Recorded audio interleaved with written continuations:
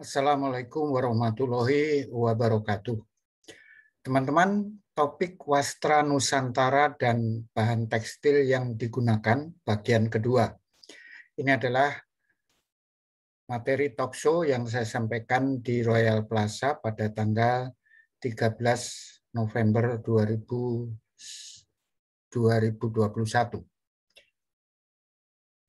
Kalau minggu lalu, maksud saya pada sesi yang lalu saya sampaikan wastra Nusantara. Maka bagian berikut ini adalah membahas pengenalan serat tekstil yang digunakan sebagai bahan wastra Nusantara.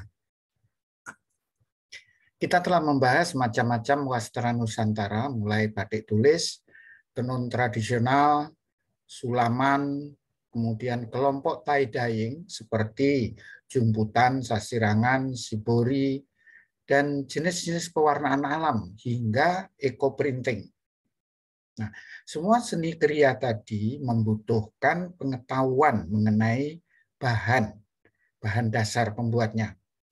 Jadi kain terbuat dari benang, benang terbuat dari serat tekstil. Dari situlah sifat-sifat dari kain tersebut akan berasal.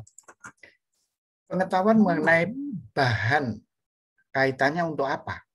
Jadi apa gunanya kita mempelajari pengetahuan bahan tekstil ini? Yang pertama, untuk mengetahui sifat kain hasil kriya yang akan Anda gunakan tadi, yaitu meliputi bagaimana kenyamanannya ketika kain tadi sudah berhasil kita buat saat dipakai sebagai bahan busana misalnya. Apakah bahannya menyerap keringat? Apakah bersifat sejuk atau hangat? Apakah kain tersebut nantinya akan mudah kusut atau tidak? Kain akan susut atau mengkerut setelah dicuci atau tidak? Tampilannya mengkilap atau suram atau doff? Hasilnya setelah diwarnai mudah luntur atau tidak? Dan lain-lain. Yang kedua, yang lebih penting, sifat dari serat tersebut saat diwarnai.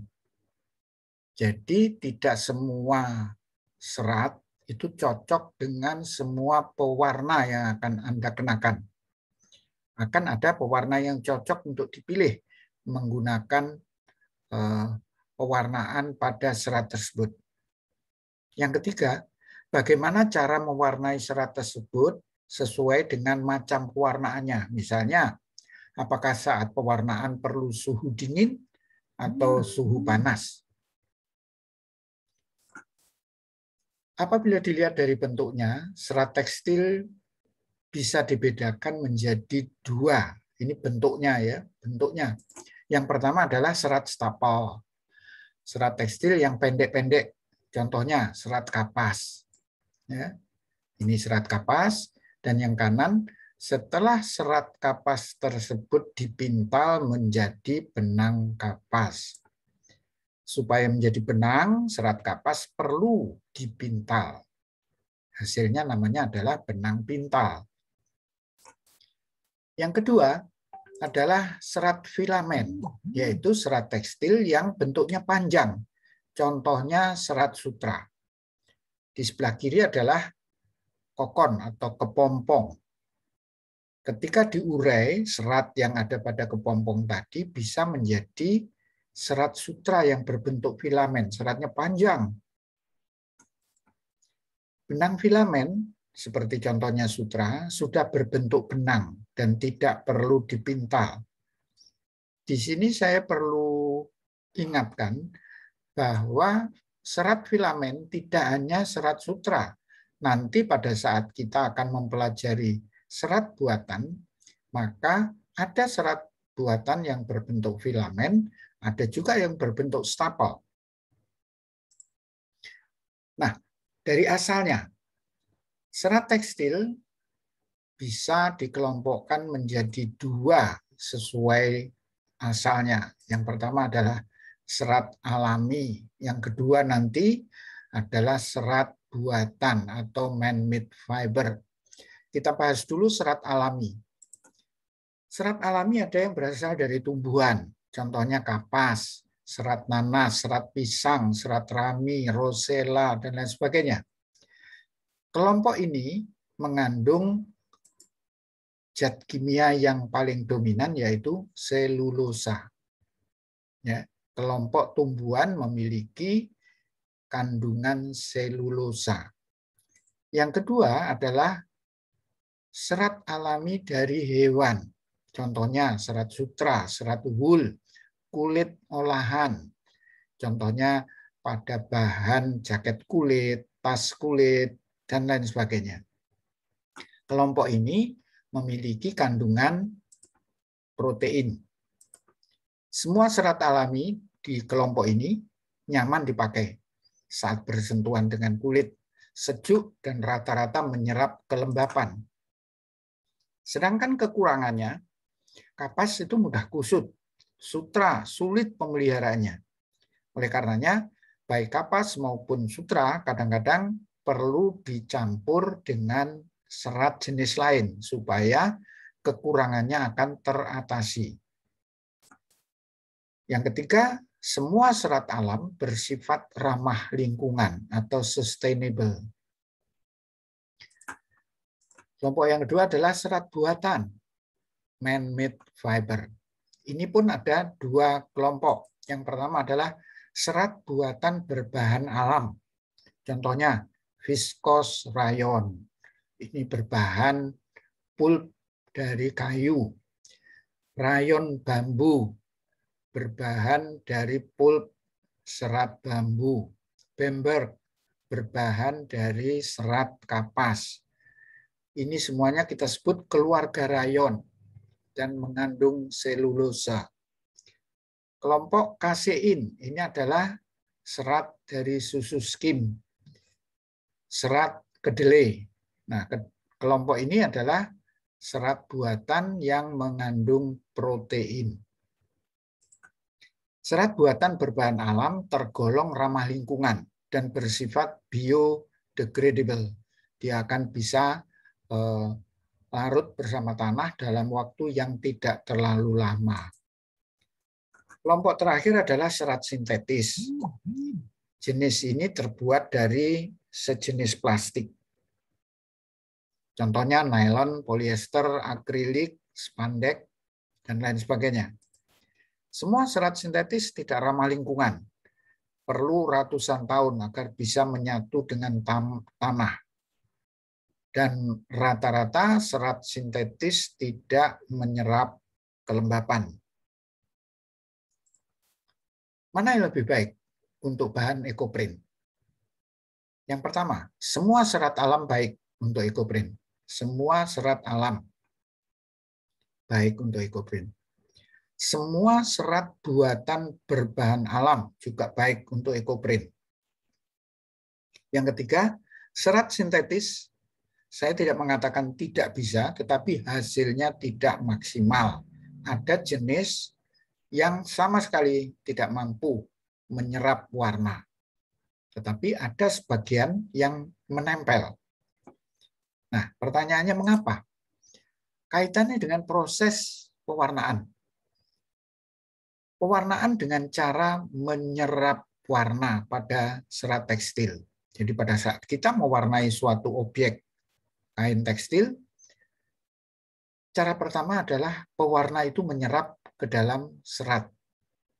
Sedangkan yang kedua, pewarnaan dengan cara menempelkan zat warna pada permukaan serat. Ya.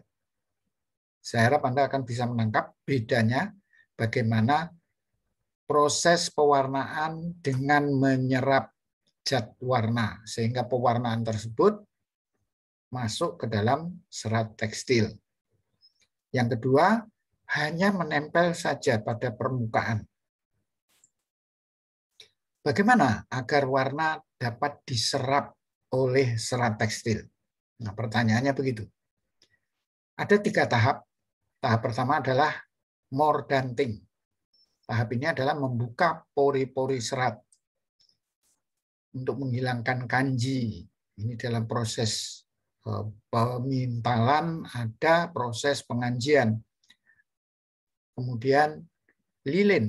Lilin ini adalah yang meliputi ada pada permukaan serat kapas. Dia harus dibuang sebelum diwarnai agar lilin ini tidak menghalangi masuknya pewarna. Ya, itu tahap mordanting. Setelah kain dimordanting, kemudian siap diwarnai, memasuki tahap pewarnaan.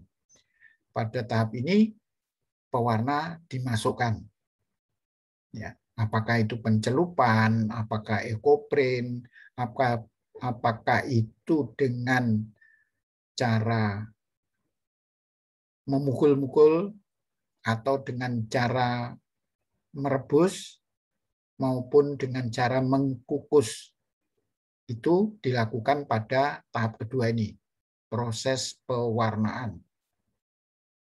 Yang ketiga adalah tahap fiksasi, di mana pada tahap ini dilakukan pengikatan terhadap pewarna yang sudah masuk ke dalam serat, masuk atau menempel pada serat. Jadi prosesnya ada 3 tahap ini. Bagaimana kemampuan menyerap warna? Semua serat alam, baik dari hewan maupun dari tumbuhan, rata-rata memiliki kemampuan menyerap warna alam. Antara serat selulosa maupun protein bisa menyerap warna alam, hanya hasilnya berbeda. Jadi 2 jenis kain, yang satu dari serat selulosa, yang satu dari serat protein, apabila diproses menggunakan daun-daun atau pewarna yang sama, maka hasil yang berhasil diserap dan ditampilkan akan berbeda. Ini bisa kita lihat dari berbagai macam percobaan.